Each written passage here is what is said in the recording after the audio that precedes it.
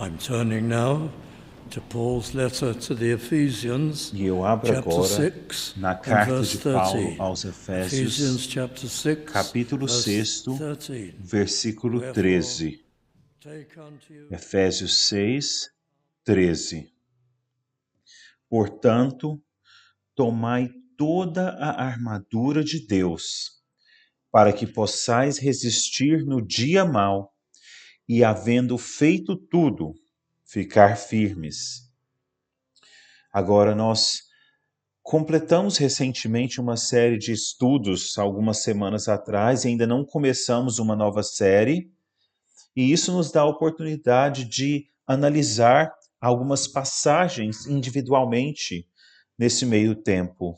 E eu senti-me bem inclinado a analisar os versos dessa última parte de Efésios, capítulo 6, uma passagem tão famosa, a armadura de Deus. Nós estudamos essa passagem em detalhes cerca de 4 anos atrás, passando um tempo específico em cada versículo, e eu pensei que seria uma grande oportunidade hoje, então, termos um vislumbre, uma visão geral da inteira passagem nesta manhã, e assim analisar a total gama de equipamentos dos quais precisamos na vida cristã.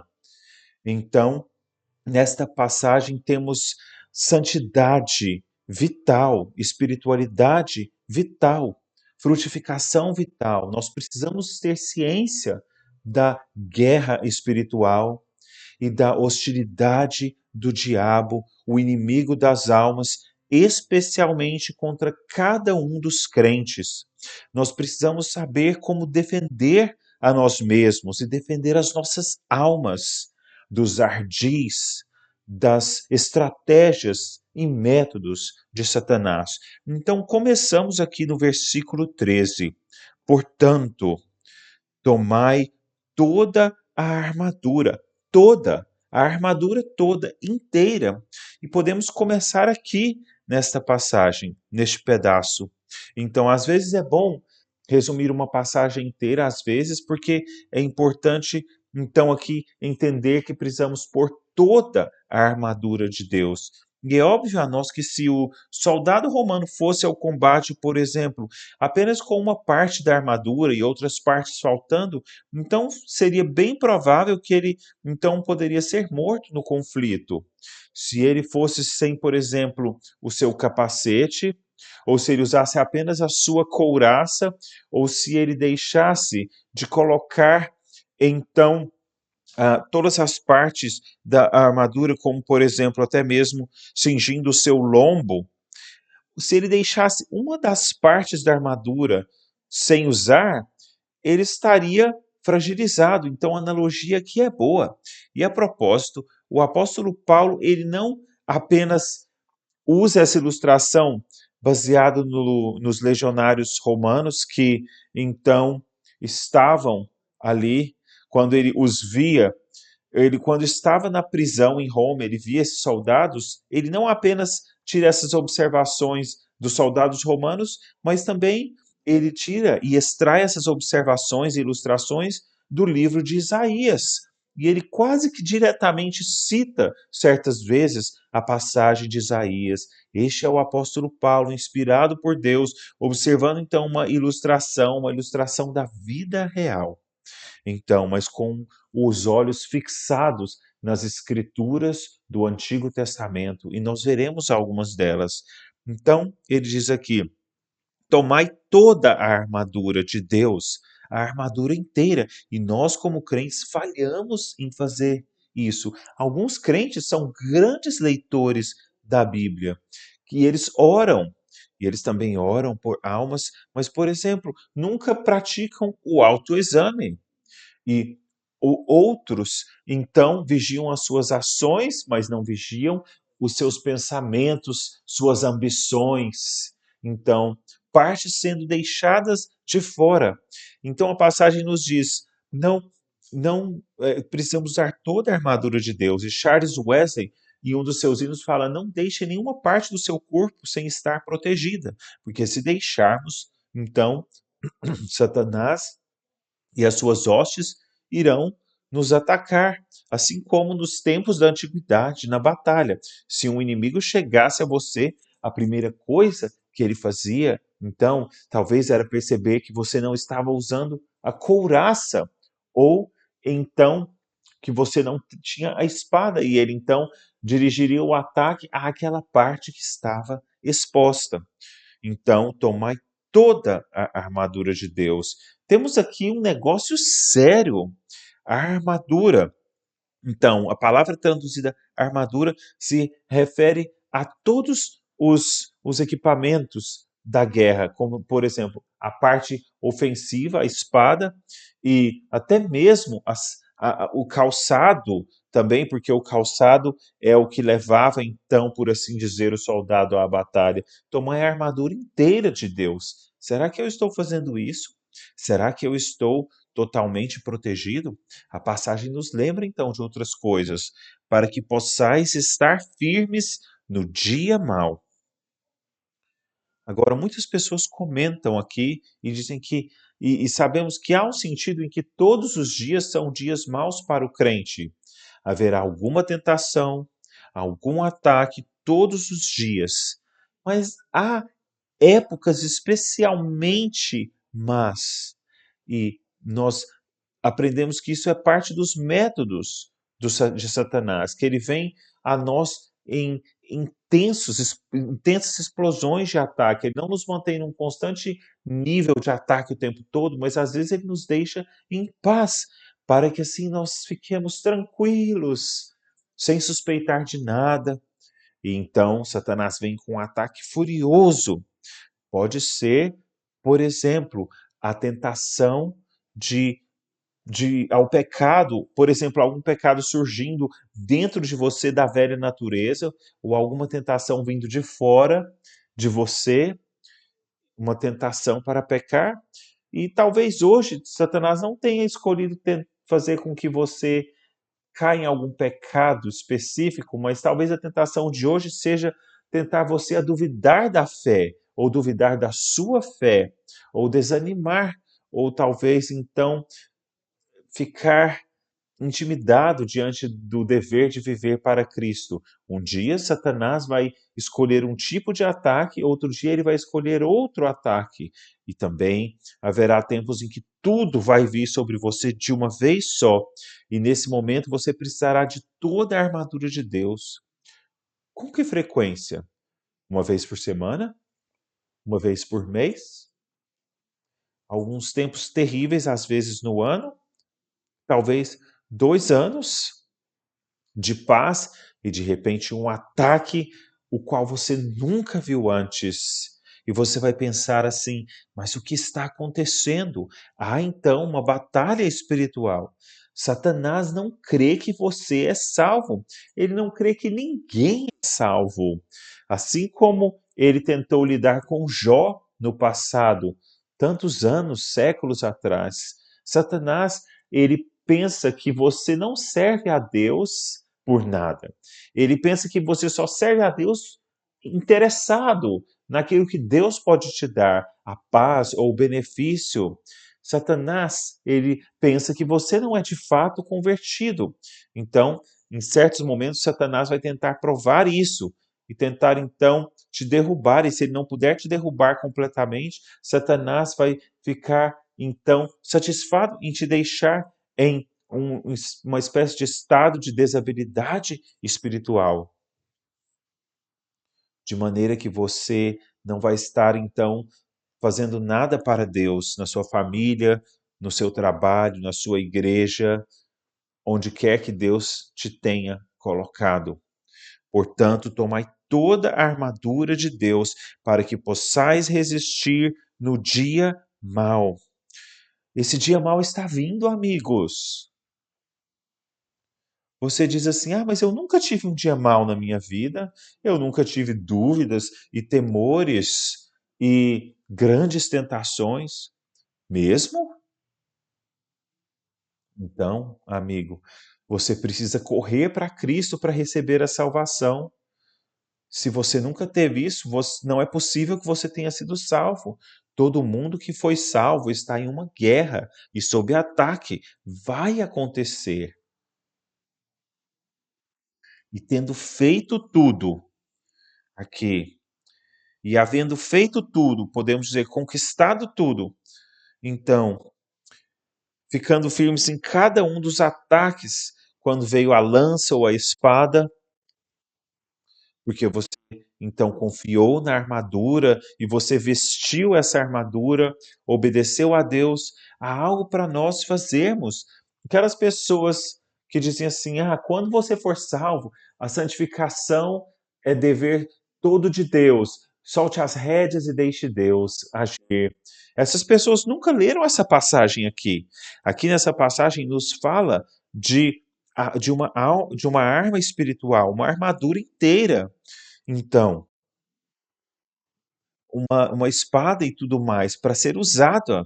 Mas, igualmente, se nós tentarmos lutar sem orar, sem depender de Deus e sem orar todos os dias pedindo por ajuda e força, então nós vamos cair. Há sim uma armadura para usarmos e dependência de Deus. E há também esforços que devemos fazer. O balanço, o equilíbrio da passagem é esse. Vejamos então os itens que nos são dados aqui.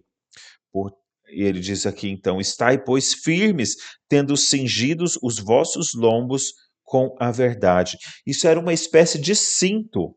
O cinto protegia então a parte inferior do abdômen e até o rumo da coxa, então, e era, era bem rígido e servia, então, para mais de um propósito, não apenas protegia a parte central do corpo, mas também, por assim dizer, deixava o soldado firme. Nós temos uma expressão em inglês, fique firme, fique pronto, ao contrário de uma pessoa que está relaxada.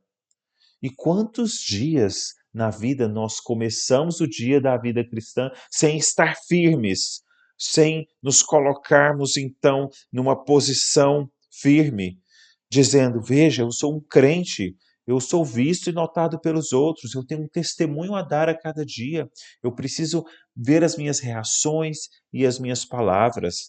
Então, esse cinto, ele então nos dá essa ideia quando colocamos esse cinturão do soldado para nos preparar para a batalha. Então, é a primeira parte, então, da armadura. As outras coisas ficavam anexadas ao cinto, por exemplo, a couraça, a espada, e há coisas que não são mencionadas aqui.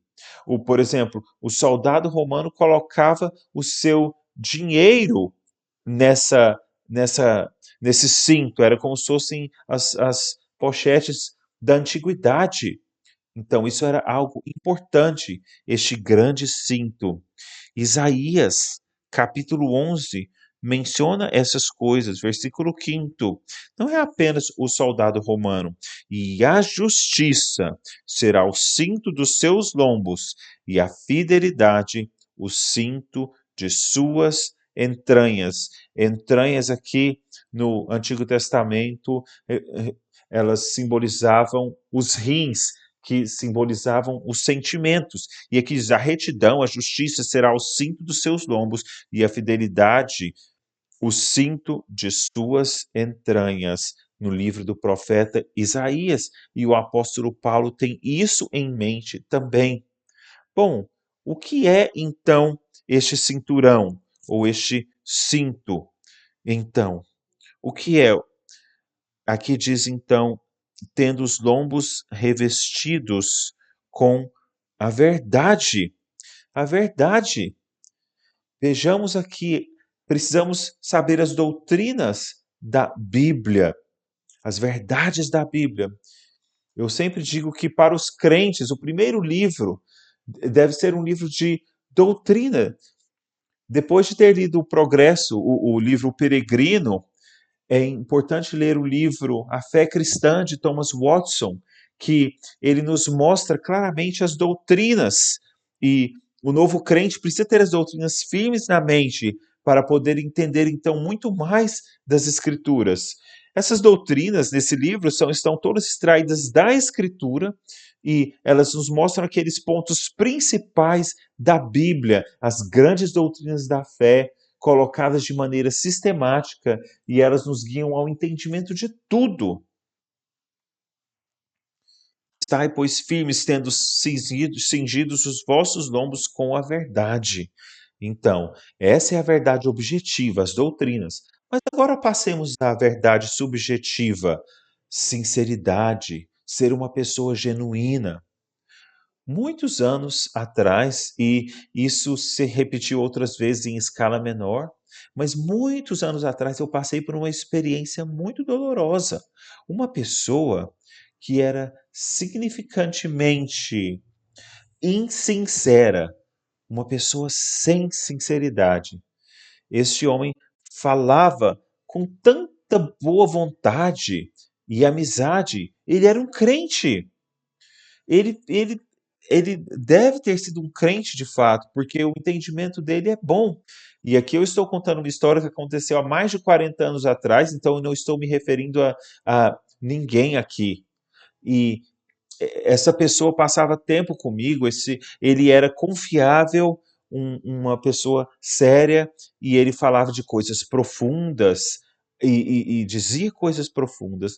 Então, de repente, eu fiquei sabendo que nas minhas costas, essa mesma pessoa, então, que parecia tão genuína e amiga, estava falando algumas histórias completamente sem lógica sobre mim, inventando coisas desonestas sobre mim, que ele dizia que eu tinha interesse, que eu havia feito, e demorou muito tempo para eu ficar sabendo disso, e muitas pessoas ficaram bem perturbadas, então, e ansiosas e decepcionadas, e no fim das contas foi revelado isso. Aquele homem estava vivendo duas vidas, então. E como podemos explicar isso? Bom, uma pessoa que professa a Cristo, que parece ter um bom entendimento da Bíblia e boa vontade, e sendo uma pessoa tão agradável e que se identifica com você, como uma pessoa assim poderia fazer exatamente o oposto? Então, falando coisas sobre você, e coisas ruins. Como pode ser? Como pode isso acontecer?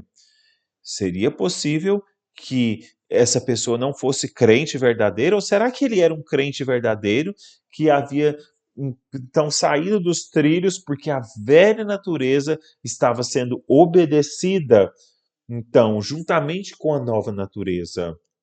A nova natureza era valorizada e reconhecida.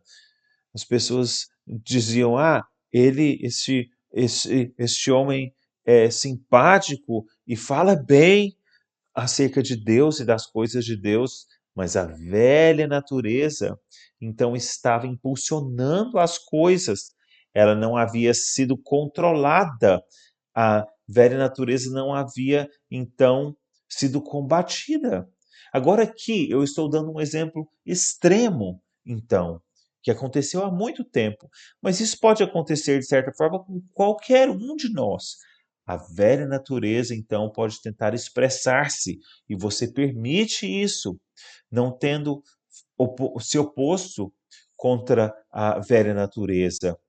E essa velha natureza, então, está lá expressando a si mesma, talvez com um temperamento explosivo, impaciência em casa, com o marido, com a esposa, com os filhos, de alguma forma. Bom, como explicamos isso? É muito fácil dizer, ah, não, é porque aquele homem nunca foi convertido, nunca tinha sido convertido, mas essa não é uma explicação sempre, que é sempre adequada. Com frequência, percebemos se uma pessoa é crente ou não, mas como explicamos o outro lado e o outro comportamento oposto? Amigos, escutem isso. Então, estai, pois, firmes, tendo cingidos os vossos lombos com a verdade objetiva, as verdades da Bíblia e também a verdade subjetiva, ser sincero, uma pessoa que é verdadeira. Tenha certeza de então cingir os lombos com o cinturão, e ao fazer isso você dirá: hoje eu serei sincero, eu serei fiel a Deus, eu então serei bem rígido comigo mesmo quando a velha natureza e a carne quiserem se manifestar. Eu, acima de tudo, serei uma pessoa sincera. Então, a verdade objetiva e a verdade subjetiva, o cinturão da verdade. Essa é a primeira parte, então, da armadura. Continuando, e vestida a couraça da justiça. Então, a couraça, ela então cobria a parte da frente e a parte de trás do corpo, dois componentes que eram então anexados um ao outro, então, e ligadas ao cinturão. Primeiro, então, sinceridade e, em segundo lugar, a justiça ou retidão. Primeiro, a objetiva e a subjetiva. Em primeira, a retidão de Cristo, a justiça de Cristo, perdão. Eu começo o dia na justiça de Cristo, porque Cristo ofereceu a sua vida perfeita por mim. Eu posso então estar diante de Deus e clamá-lo, então, e chamá-lo de Pai, orar a Ele, apelar a Ele. Quando o diabo me tenta, eu fico firme, que eu fico firme na retidão de Cristo, na justiça de Cristo. E Cristo então se ofereceu por mim. Agora, a retidão ou justiça subjetiva, pela ajuda de Deus, então eu terei a minha retidão, a retidão que Deus me dá, e ainda assim eu preciso exercitá-la e edificá-la por meio da oração. E como eu faço isso? Como eu faço isso? Um autoexame diário, seja no começo do dia ou preferivelmente no final do dia, então, o autoexame. Você faz um autoexame todos os dias? É fácil ter então um programa para o autoexame. Pensamentos, palavras e ações. Você se pergunta: como tem sido a minha vida de pensamentos? Será que eu tenho sonhado acordado, me vendo numa posição de proeminência e importância, sendo o herói, o centro das coisas? Essa é uma tentação de Satanás nas nossas vidas. Os pensamentos. Será que eu me pego, às vezes, na minha vida de pensamento, então, irritadíssimo acerca de certas coisas, ou com autopiedade, ou me lembrando de coisas que pessoas fizeram, que me ofenderam no passado, pensando assim: ah, coitado de mim, eu mereço melhor e eu sou o centro de tudo na minha vida de pensamentos? E em relação às palavras, eu me pergunto: o que eu disse hoje? Como eu falei? A quem eu magoei? Onde foi que eu fui sem cuidado? E ações, eu me pergunto, o que eu fiz? O que eu fiz hoje? E podemos também pensar no sentido das coisas que fazemos e os pecados do coração. Nunca se esqueça dos pecados do coração. Você se pergunta: será que hoje eu fui orgulhoso? Será que hoje eu fui egoísta? As coisas que estão no coração. Então, lembrem-se disso também, os pecados de comissão e os pecados de omissão, as coisas que eu fiz, que eu não deveria ter feito, e as coisas que eu não fiz, que eu deveria ter feito. E isso então nos dá uma ideia de como fazer o autoexame a cada dia. Nós ficamos convencidos, temos convicção, nos arrependemos e pedimos ajuda a Deus quando temos identificado essas coisas. E no dia seguinte teremos um cuidado especial.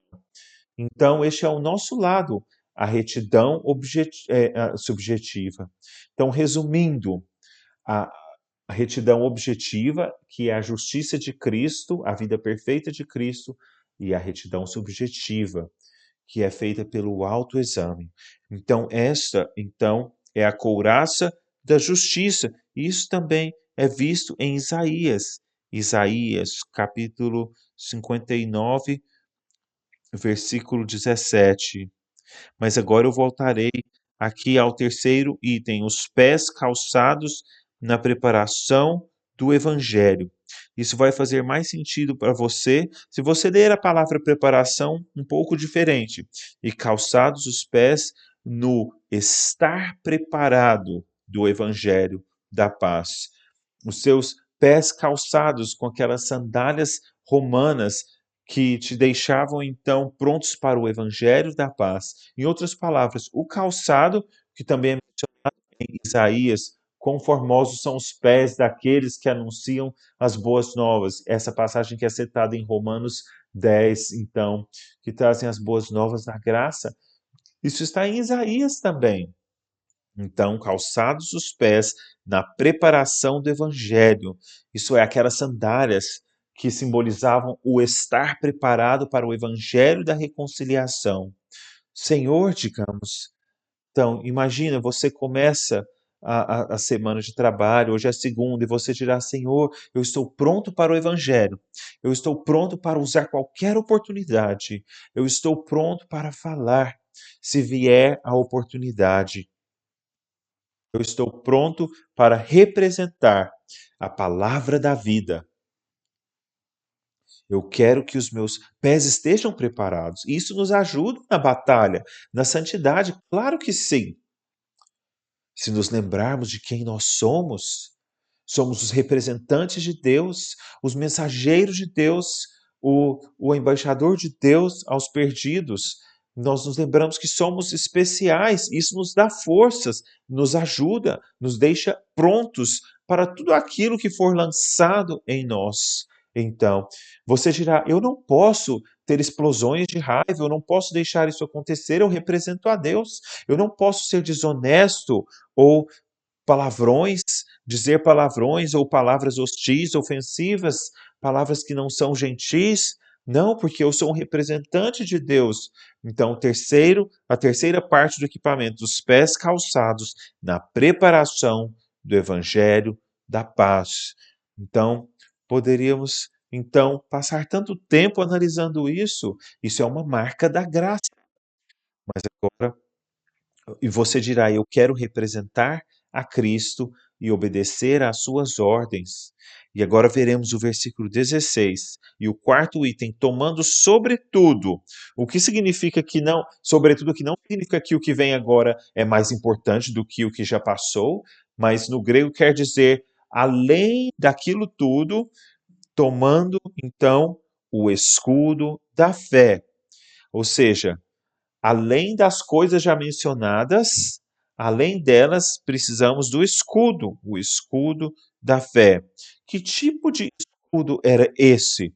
Quando lemos essa passagem, às vezes na nossa mente nós visualizamos o broquel, que era aquele escudo pequeno, redondo, um círculo, que ficava no braço para então poder ser levado de um lado para o outro para se proteger então de setas, de flechas, mas a palavra no grego aqui traduzido como escudo origina-se da palavra que quer dizer porta, porque aqui está falando de um escudo grande, aquele escudo no qual você se escondia atrás e se protegia todo, aquele escudo, e você então se agachava e ficava atrás do escudo, totalmente protegido.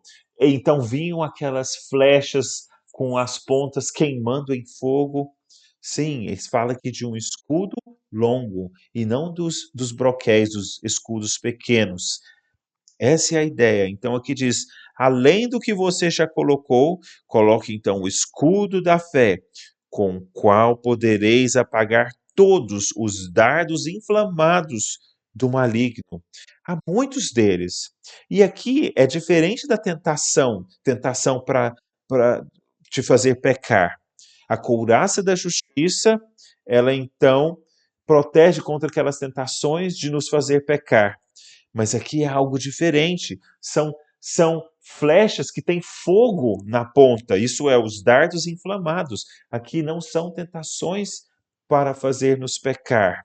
Eu mencionei antes duas categorias, as tentações para duvidar, duvidar da fé, da salvação, desanimar, para duvidar do poder de Deus em nos ajudar nessa crise em particular pela qual você porventura esteja passando, algo deu errado, uma pessoa que você gostava então está contra você, algo está te aborrecendo, talvez na família, no trabalho, constantemente, algo terrível, talvez terrivelmente injusto e irrazoável tenha acontecido a você, e agora você está em grande desvantagem e momentaneamente você pensa: ah, estou sozinho. Então é uma tentação a duvidar, duvidar da presença, do poder e da ajuda de Deus. Aqui temos uma família diferente de tentações agora. Então aqui ele diz: tomando sobretudo o escudo da fé, com o qual podereis apagar todos, todos. Não há dúvida ou tentação dos tipos que eu mencionei que não podem ser então combatidas com o escudo da fé, confiando no Senhor. Então, estando aos pés do Senhor, buscando sua ajuda em oração e crendo pela fé que Deus está próximo, crendo que Ele está em controle, Ele não vai permitir que você passe por mais coisas mais difíceis do que aquilo que você consiga suportar. Você então coloca esse escudo da fé e você então apaga todas as setas inflamadas do maligno. Será que você já foi atingido por uma dessas setas inflamadas? É porque você terá esquecido o escudo da fé, esquecido de confiar e de esperar em Deus e de tê-lo diante de você. Então aqui diz: sobretudo tomando o escudo da fé, ele te chamou, ele te deu, então, grandes e preciosas promessas. Ele está com você. Vejamos agora Romanos, capítulo 8 e outras passagens semelhantes. Romanos, capítulo 8, versículo 31. Que diremos, pois, a essas coisas? Eis aqui o escudo da fé. Escute, se Deus é por nós, quem será contra nós? Aquele que nem mesmo a seu próprio filho poupou, antes o entregou por todos nós, como nos não dará também com ele todas as coisas? Quem tentará acusação contra os escolhidos de Deus? Será que os demônios das trevas ou o próprio Satanás? Não, o versículo diz: é Deus que te declara justo. Quem é que condena? Pois é Cristo quem morreu, ou antes, quem ressuscitou dentre os mortos, o qual está à direita de Deus e o que também intercede por nós. Coisas maravilhosas nós esquecemos. Versículo 35. Quem nos separará do amor de Cristo? A tribulação, ou a angústia, ou a perseguição, ou a fome, ou a nudez, ou o perigo, ou a espada? Como está escrito: por amor de ti, somos entregues à morte todo dia, somos reputados como ovelhas para o matadouro. Mas em todas estas coisas, somos mais do que vencedores por aquele que nos amou.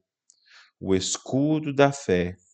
Nunca te desampararei, nem te abandonarei. Versículo 17 de Efésios, capítulo 6. Então, e ele diz: tomai também o capacete da salvação, o quinto item da armadura, o capacete da salvação. E aqui, salvação, sem dúvida, significa, então, salvação completa, incluindo a entrada final e triunfal do crente no gozo eterno, a própria morte. Quando pela morte nós formos libertos da morte e entrarmos na presença de Deus, quando todo o pecado for instantaneamente tirado de nós e a velha natureza contra a qual nós lutamos todos os dias tiver então se desfeito para sempre e tivermos então sido feitos santos e gloriosamente felizes diante de Deus, é isso que quer dizer aqui salvação. Tomai o capacete da salvação. Põe o capacete agora. Colocar esse capacete significa que você protege o seu cérebro. É o cérebro que abriga a nossa mente. Assim protegemos a nossa mente, os nossos pensamentos.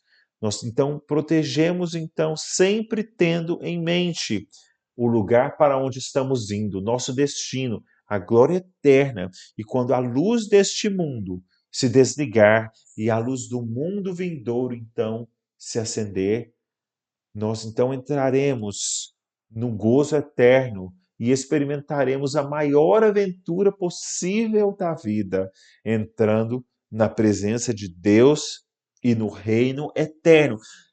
Mantendo isso em vista, é uma grande proteção. O capacete daquela antecipação, da expectativa da vida eterna e do gozo, da alegria eternos.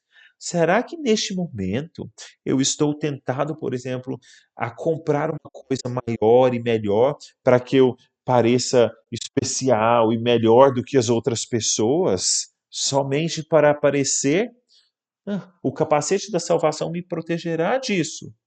Eu me lembrarei, eu nasci de novo para quê? Para onde eu estou indo?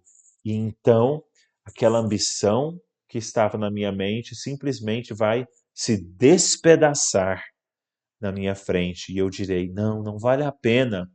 O capacete de manter as nossas mentes focadas no nosso destino, para onde estamos indo, o destino de Deus para nós, o nosso destino final, isso nos dá uma perspectiva na vida e então nos capacita, então, a resistir a muitas tentações mundanas ou ambições que são apenas para nós.